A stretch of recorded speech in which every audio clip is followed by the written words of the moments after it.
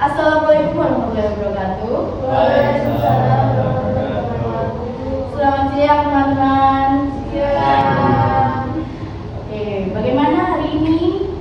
Alhamdulillah baik, Bu. Sebelum kita memulai mata pelajarannya, mari kita berdoa sesuai agama masing-masing. Berdoa dimulai.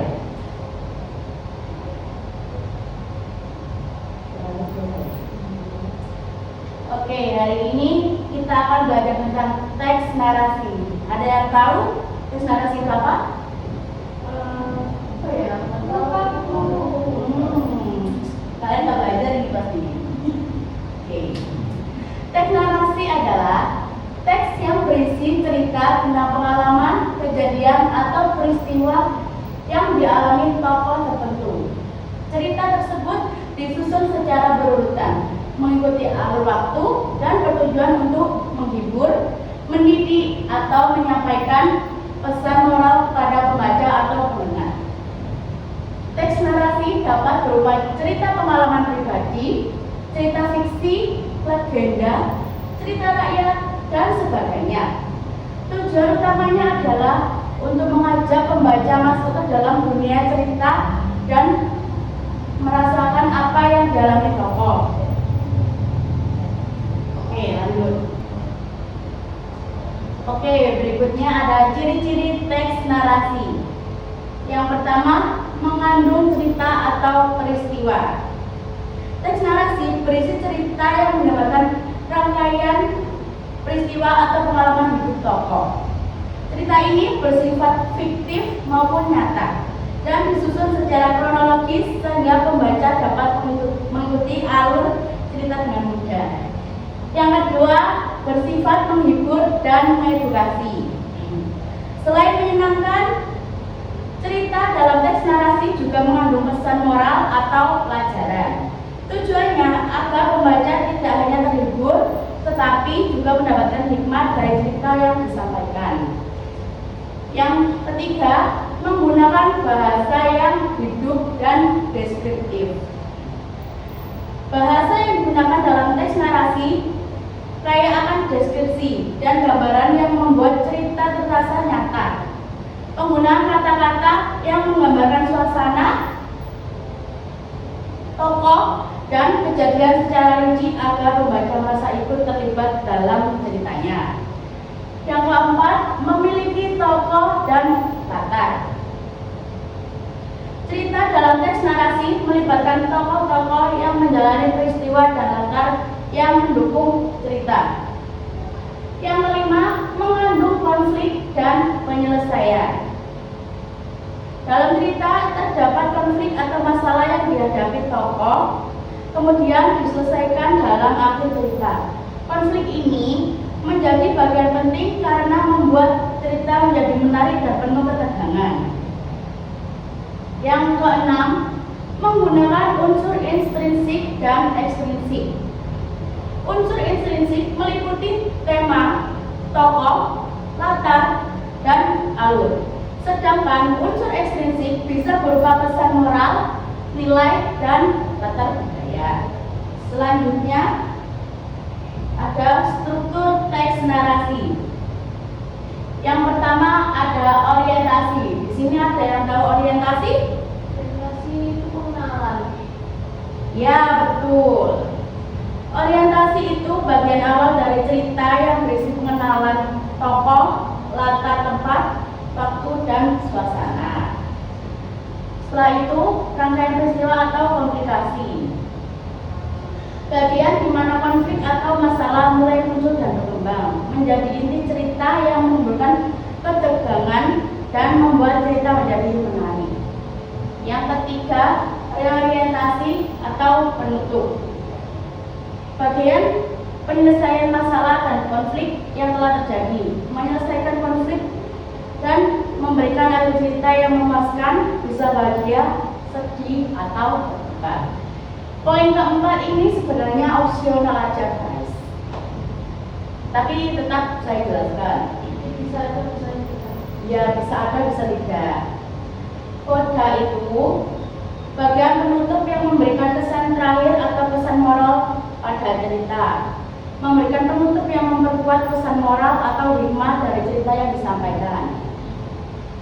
Next. Ada jenis-jenis teks narasi. Jenis-jenis teks narasi ada 4. Yang pertama, teks narasi pribadi, teks narasi fiksi, teks narasi histori, dan teks narasi ilmiah. Yang pertama, teks narasi pribadi. Teks narasi yang berisi pengalaman, kejadian, atau cerita yang dialami sendiri oleh penulis. Yang kedua, teks narasi fiksi. Cerita yang dibuat-buat dan bersifat khayalan atau rekaan penulis. Seperti kalian membuat apa ya? Kayak dongeng gitu. Biasanya kita waktu tidur kan biasanya aku nggak bisa tidur, wah kita buat khayalan gitu.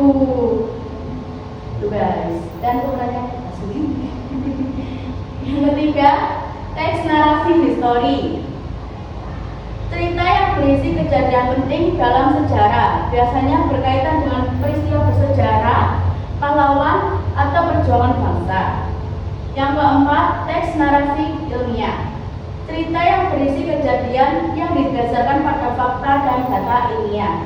Biasanya digunakan dalam penulisan laporan atau artikel ilmiah yang bersifat naratif. Selanjutnya ada rangka-rangka menulis teks narasi. Yang pertama, menentukan tema dan pesan moral. Yang kedua, mengumpulkan ide dan membuat kerangka cerita. Yang ketiga, menulis draft pertama. Lalu keempat, menggunakan bahasa yang hidup dan menggambarkan. Yang kelima, melakukan revisi dan sunting. Yang terakhir, menyusun versi akhir. Jadi kita tuh nggak langsung kayak benar gitu loh guys. Jadi kita tuh harus melewati revisi dan lain-lain. Ini selanjutnya ada tips menulis teks narasi yang menarik dan berkualitas. Yang pertama, gunakan bahasa yang hidup dan menggambarkan. Menggambarkan suasana, tokoh, dan peristiwa dengan detail. Yang kedua, perhatikan urutan kejadian agar alur cerita logis dan mudah diikuti. Yang ketiga, memberikan unsur emosi agar pembaca ikut merasakan suasana cerita. Yang keempat, tambahkan dialog untuk membuat cerita lebih hidup. Yang kelima, gunakan kata-kata yang variatif dan pas agar cerita tidak monoton. Yang terakhir, fokus pada pesan moral yang ingin disampaikan agar cerita memiliki makna. Setelah itu, ini ada contoh teks narasi pendek yang berjudul Petualangan Si Kancil. Isi ceritanya, di sebuah hutan yang sangat rimbun dan hijau, hiduplah seekor kancil yang sangat cerdik dan licik. Suatu hari, kancil ingin mencari makan di seberang sungai. Ia harus menyeberangi sungai yang deras dan penuh arus. Dengan kecerdasannya, kancil melihat batu besar sebagai jembatan, lalu melompat dari batu ke batu hingga sampai di seberang. Setelah berhasil menyeberang, kancil merasa bangga karena tidak panik dan mampu mengatasi tantangannya. Pesan moralnya, keberanian dan kecerdikan dapat membantu mengatasi masalah besar. Selanjutnya, perbedaan teks narasi dengan teks lain. Yang pertama, teks narasi fungsinya menghibur dan menyampaikan cerita. Isi cerita, peristiwa, dan tokoh. Strukturnya orientasi, rangkaian peristiwa, dan reorientasi. Yang kedua, teks eksposisi. Fungsinya menjelaskan fakta dan informasi. Lalu isi fakta dan data, strukturnya pendahuluan, isi, dan penutup. Yang ketiga, teks deskripsi. Fungsinya menggambarkan sesuatu secara detail, isi gambaran detail tentang objek. Struktur deskripsi objek. Selanjutnya ada kesimpulan. Menulis teks narasi menulis agar cerita yang dibuat menjadi menarik, logis, dan menyampaikan pesan moral yang baik. Tahap pertama adalah menentukan tema dan pesan moral yang ingin disampaikan. Kemudian, kumpulkan ide dan buat rangkaian cerita yang disampaikan. Kemudian, meliputi orientasi, rangkaian peristiwa, dan penyelesaian. Selanjutnya, tulis draft cerita dengan bahasa yang hidup dan menggambarkan suasana secara detail, serta tambahkan dialog untuk memperkaya cerita. Setelah itu, kejelasan cerita terakhir tersusun versi akhir yang sudah diperbaiki agar cerita menjadi sempurna dan mampu menyelesaikan pesan secara efektif. Oke teman-teman, jadi hari ini pembelajaran sudah selesai. Nah, kalian di rumah nanti membuat tugas cerita dari teks narasi pribadi. Tuh. Sekian dari saya. Oh, kita berdoa dulu. Sebelum kita pulang, kita berdoa terlebih dahulu, teman-teman. Doa mulai.